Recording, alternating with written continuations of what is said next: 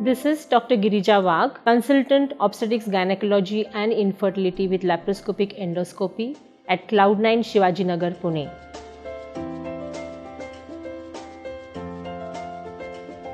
The pelvic organ prolapse actually is typically diagnosed best by your gynecologist.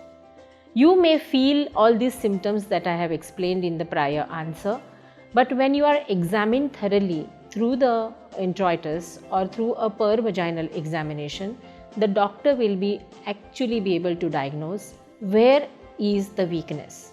It can be the entire womb coming out, or it could be just its supports which is making it lax, or sometimes it can be the vagina which is loosening up and coming out.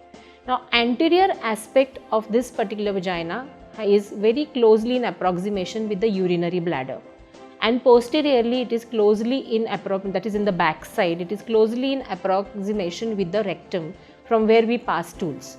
So these symptoms are usually found to be typically associated, and this diagnosis is best made by the doctor after clinically examining you.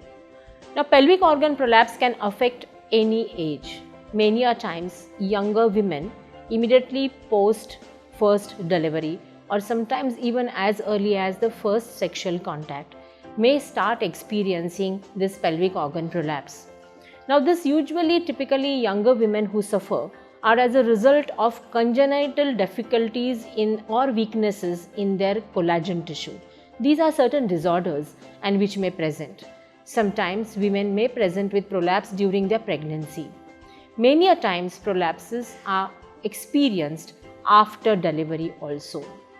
But typically, and the commonest age group which suffers from prolapse is around the age of 40 to 50 years of age. Now, what happens during this time?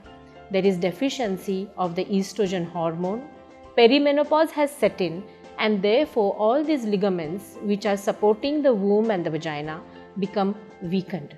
And if especially the patient has undergone an injurious or a prolonged vaginal delivery in the past, without proper post-delivery rehabilitation, there are possibilities that she may suffer from this kind of symptomatology during the perimenopause or the post-menopausal period.